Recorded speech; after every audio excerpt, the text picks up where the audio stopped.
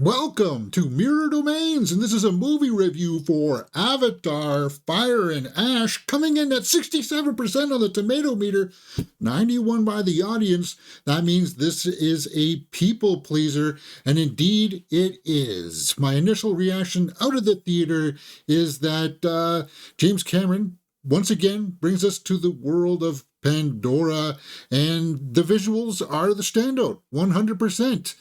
No doubt about that. For fans of the franchise, I think they will be happy with this movie. If you forgot about what the story was about from the previous films, then you might have some troubles following along. But you've got some really cool visuals to look at. And starting off with the villain here, she just was mesmerizing. For me, as soon as she came onto the screen, you're like, I want to see more of her. Who's this character? And what are the bad people trying to achieve here? And I found I was rather engaged with all that stuff. But the story does happen in disjointed fashion. It's kind of hard to explain. I'll try to get through it here. It comes in at 3 hours and 17 minutes. Know that going in. So when you're like, okay, well, we've still got an hour and they're ramping up towards the climax now, right? No, it takes a little while longer. As I said, this is a fairly good movie. I enjoyed it, but there's some pacing issues in here for sure. And I feel like if you are a cinephile, if you're someone looking for like a really tight story, this is not it. If you just want to fanboy out over Avatar, then this will be it for you. There's going to be a lot of stuff in here that will please the fans. Visually, it's striking, but I got to admit, while I was watching it, there was an aspect of it that just finally came through to me where I was like, you look at an image like this, does this look real to you? But James, you're seeing it out of context. You're not really paying attention to it. Well, there's something about just the way that it looks. It looks too clean, right? That's my beef with my gripe about the visual effects. It's because the first time we saw Avatar, yes, visuals like that were breathtaking. Seeing Pandora and seeing all of this stuff was breathtaking. But now this is the third movie in, so we need to have a little bit more substance with the story. And it feels at times where we like this story of the daughter played by Sigourney Weaver. I can't tell you her name, sorry. But that's the kind of franchise that this is. There's some interesting stuff going on here, and then there will be big gaps where we don't see that character on screen for like 40 minutes. And it's like, what happened to her? I want to know more about her. And if you can deal with that kind of thing, then yes, if you like the spectacle, if you like the big visuals, you're going to be on board with this. But if you want some substance with the story, if you want some meat to it, it's just disjointed. And that's going to work for a lot of people. And it's not going to work for some people that want a little bit more now from the third installment in this franchise. And I found myself just being okay. I think for the most part, I'm going to be in between the 67 and the 91. The 91 is the fan meter here. And I think a lot of people are just coming out of this like just on that high. Hey, we saw this really cool, visually impressive film, and it feels like those are going to be the fans first this coming weekend, right? It retreaded a lot of same things from the first two, other than her character Varang. And at least Natiri got to do something in this one, right? The last one, she was just crying all the time and sobbing, and she didn't really do much. But in this one, she's actually doing stuff, which is good. But as my overall thoughts are, it's going to be a little bit muddled. And I think this is going to be one where once time dissipates a little bit and people come down from the high of, oh my God, I just saw an Avatar movie, you'll be able to put some pieces together and say, well, did I really enjoy that? Did I really enjoy that? I enjoyed her in it. But then towards the end of the story, I was like, a few too many things happened where it was like, oh no, I forgot my comms piece. And It's like, but the scene before that, Jake was like, don't forget your comm piece. Okay, in the next scene, we show you somebody losing their comm piece. And it's too many things like that. And if you start to think about the story, you realize that there's too many deus ex machina things where things just have to happen the specific certain way that it has to be like that so the story can advance. And again, if you're an Avatar fan, you are going to forgive this. You are going to say, I'm going to look the other way, and I'm not going to deal with the story substance. Again, she's awesome. She was fantastic. I want to see more of her. But she's also one of those characters where she just disappears for a good part of the last part of the film. It's like, well, where is she? Where is she? I thought we were following her. I wanted to follow her. It's like that kind of a movie, guys. So with that being said, let's go to my score sheet and start filling in some numbers here for Avatar, Fire and Ash. Acting, directing, and story are out of a possible 2 points. Cinematography and score are out of 1 point. Acting-wise, it's motion capture acting, right? And we all know that Sam Worthington is not really a leading man. There's some stuff in here that is just like, if this was Christian Bale or somebody, like somebody that we like, you can see emoting better. Like, Neytiri is the best. Well, that's Zoe Saldana, right? Oh, and Stephen Lang is the bad guy. Is always like, it's good that Stephen Lang is there to kind of like be the counterweight to all this. While you think that Varang's going to be like the big baddie, it's really Stephen Lang, and I kind of like the way that things unfolded with that character. So acting wise, it's a bit muddled because again, the kid who plays Spider he's not that good. He's just not that good. So I can't blow it out of the water with the full 2 points. But for the others in there as an ensemble, I'm going to give it a 1.5. Directing. Now, guys, this is going to be where I think I'm going to lose some people here, because I think this has to be one of Cameron's weaker films. And yes, I've seen his entire catalog, guys, including Piranha 2, The Spawning. It's not as bad as that. But like when you say, is this as good as Terminator 2? No. Is this as good as Aliens? No. Like, I'm looking at his sequels, right? They just don't, it just doesn't have it, guys. It doesn't have that wow, oh my God, you got to check it out for this scene. It does have one of those, and it's not for the action. It's not in one of the action sequences where it's like, okay, there's some really cool stuff going on here action-wise. Visually, there's some really cool fight sequences going on, right? Like, oh yeah. It's one of those scenes where it's just, well, Stephen Lang's character talking with Frank. There's a really cool sequence in the middle of the film with that, where they're kind of like playing chess with each other, pushing each other to figure out where they stand and where their ideologies land. And that scene is like, I see you. And it's like, oh, wow. Okay. I'm hooked on her character. She's a really cool bad guy. I kind of wish that we saw more of her, because she disappears, as I said. For the last part of the film, we barely see her. And that kind of sucks. So I have to dock the pacing of the story for that from Cameron. The technical aspects you saw there in the cinematography. Everything looks well framed. It's well shot. There's still a few scenes though where the skin just doesn't look all that good. And I want to show something here about the cinematography while I'm talking about it, because this is where I'm knocking it down for the directing. You see here in a certain shot here, okay, well, this guy's in the forefront, but there are shots like this where, can you tell what the focal point of this shot is? It's wide, okay, it's supposed to be the boats pulling away. It's just muddled at times. You don't realize what you're supposed to be looking at, right? And you're like, okay, well, James, that's just the different types of lenses.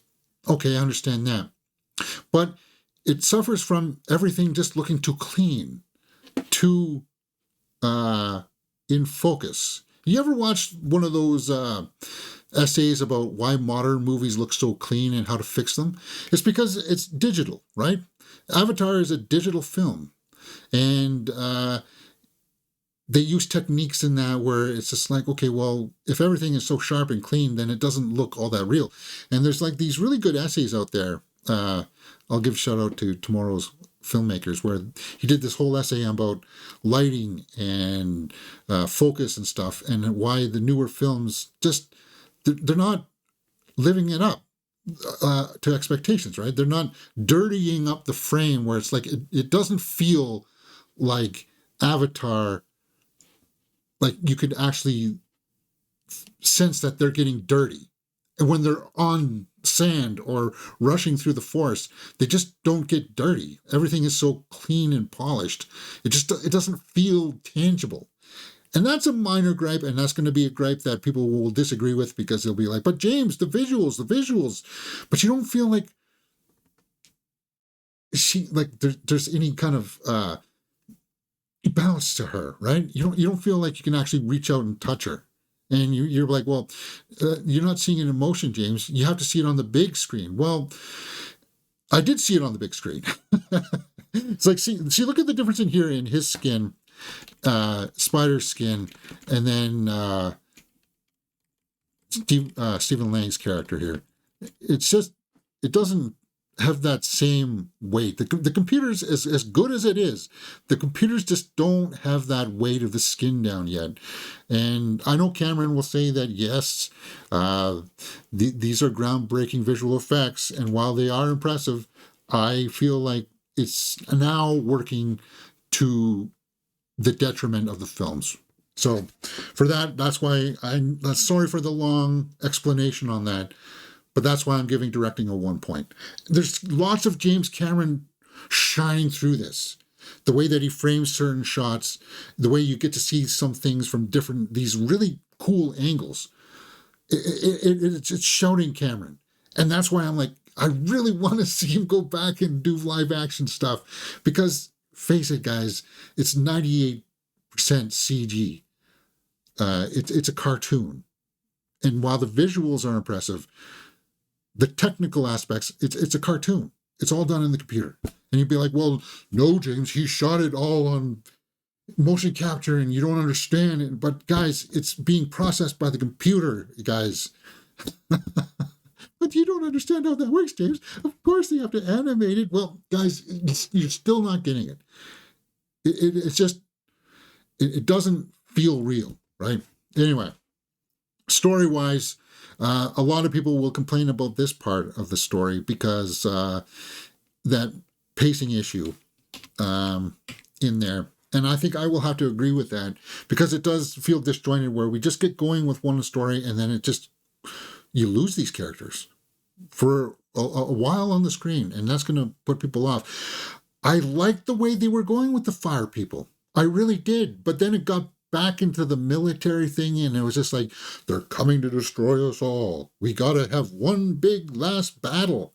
And it's like, towards the end, I was struggling to keep my eyes open during the fight sequence, because it's just too, like, you remember that dialogue in Deadpool 2 where he's like, CGI fight? Like when Jake and Stephen Lang's showdown at the end, I'm like, here we go, CGI fight. And it's like, okay, it looks somewhat cool, but it's just like, it's lost that flair for me. No more ragging on that, though. Cinematography wise, they really tried. And as much as I rag on the clean aspect of it, I'm not going to knock down the cinematography. I'm going to give it a full point, but I am going to take that off of the director's points here. So just know that, okay? Because I felt like we've seen it before. You're not showing me anything really new, right? Score, it worked for the film. There's no piece in here that made me go, okay, I want to listen to, I want to download this. The Miley Cyrus song at the end, okay, that was kind of cool, kind of. Do I remember it? Nope. So we'll stay at 5 out of 10 right now. Let's go back to the tomato meter. It is going to be higher. It's going to be higher than that. But let's go back to the tomato meter here and take a look at what some of the critics and audience are saying about Avatar Fire and Ash. New York Times. Cameron's signature mix of pulp and poetry can be transporting, but here it just gave me whiplash. Wow. Rolling Stone. The piles of ash here looks and sounds phenomenal. What you would not give to feel some actual fire burning behind all this. Yeah. Yeah. Audience, though, they liked it. Fantastic. The movie was fantastic. Loved it. The seats are very comfortable. Say, no, why would you be telling me about the seats? I don't give a damn about your seats. And I sat in the premier seat, fully lounged back. So what are you talking about? Tamara. The storyline was interesting. Beautiful scenes. Yeah, and it's got some really beautiful scenes. No doubt about that. It's just they're sparsely mixed into this kind of thing, right? Should have been rated R. Don't bring your kids to this. Okay, so there's some adult themes there that they want to bring up. Hmm. The two S's there. I guess maybe one scene, maybe if you guys, no, then you need that person needs a snowflake warning. The movie in Avatar franchise, the movie. I don't know what the heck you're saying there, Nick. It just doesn't compute. Next, best Avatar movie yet. I wanted to like the first part when they were dealing with the ash people, the fire people. That was really good stuff. But then it went back to lean on the military stuff, and it's just like we know this. We saw this all before. And just like in the second one, we're going back to get those big whale things. And it's like, what? Why are we doing this again? Anyway, best movie of the year, hands down. Now, guys, you haven't seen Wake Up Dead Man, if that's what you're saying.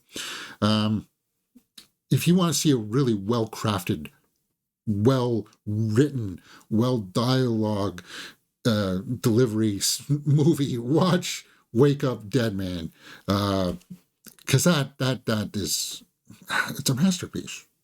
It's passable fare, and it's going to be really interesting to see how it fares this weekend, because it'll be these scores, because the critics are lower on it and audience are high. I call it the crowd pleaser, because that's signifying that the critics and the people that are cinephiles are calling out its flaws.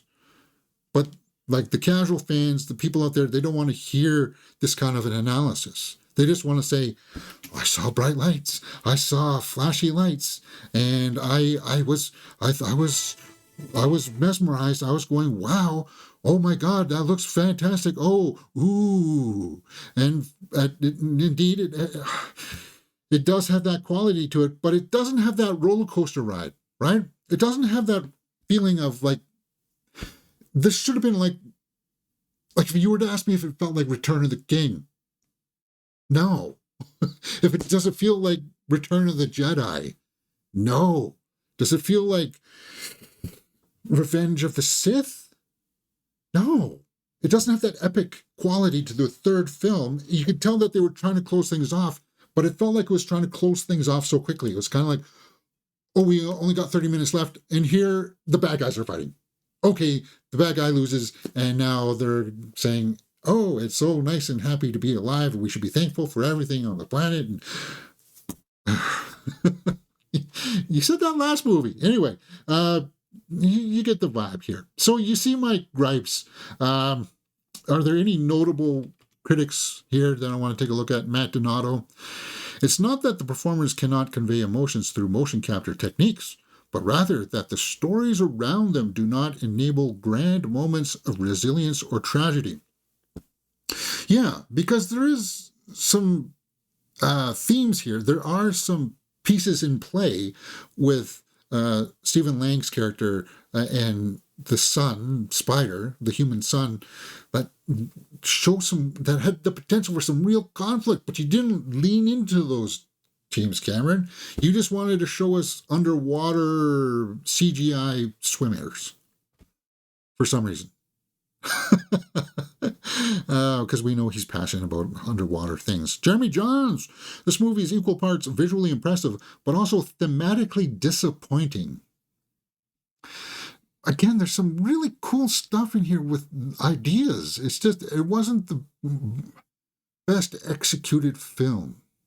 And that's a bummer, because I'm a James Cameron fan. And I'm still a James Cameron fan. But even as the movie started, guys, I couldn't remember the kids' names. And they do play some catch up, where it's like, remember when this happened? Remember when this happened with this character? And if you are a fan of this franchise, you have to at least admit, when they're doing that stuff, that is redundant information. That's redundant storytelling.